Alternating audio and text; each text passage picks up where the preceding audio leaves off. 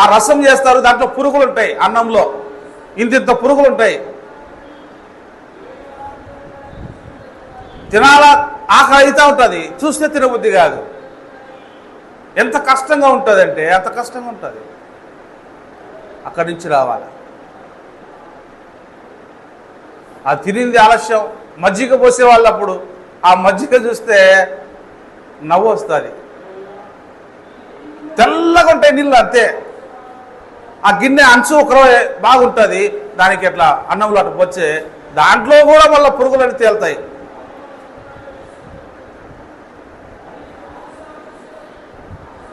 విలువ తెలియాలంటే కొన్ని అనుభవించాలి మనం. ఆకలి విలువ తెలియాలంటే అన్నం ఏదో టయానికి ఉండకూడదు. కష్టం విలువ తెలియాలంటే కొంచెం డబ్బులు చేతికి దొరకకుండా ఉండాలి. ప్రయాణం విలువ తెలియాలన్నా ఇంకొకటి. ప్రభు కూడా నేర్పిస్తాడు అది. అది లేకపోతే మన పరిస్థితి ఏంది? అయితే వచ్చిన తర్వాత దాన్ని ఎట్లా ఉపయోగించుకోవాలా? యేసు ప్రభు వారు అది కోరుకుంటా ఉన్నాడు. యేసు ప్రభు నమ్ముతానే మన పరలోక రాజ్యంలో కూర్చోబెట్టే శక్తి ఆయనకు ఉంది, అధికారం ఉంది. మనల్ని లగ్జరీగా కోటీశ్వర్లు చేయొచ్చు ఆయన అనుకుంటే పెద్ద సంగతి అది.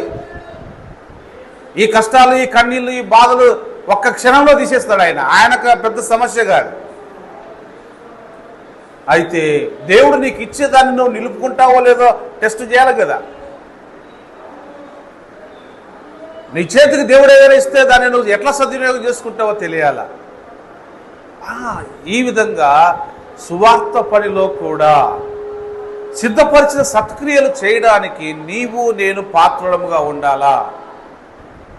అందుకు మీరు మిమ్మల్ని ద్వేషించేవారుగా ఉండాలా. నాకంటే మీరు దేన్ని ప్రేమించిన నాకు పాత్రులు కాదు. అమ్మ కోసం మానుకుంటా, నాన్న కోసం మానుకుంటా, చెల్లెల కోసం మానుకుంటా, అక్క కోసం మానుకుంటా, నా కోసం నేను ఉండలేనబ్బా, నాకు తిండి లేకపోతే ఉండలేను,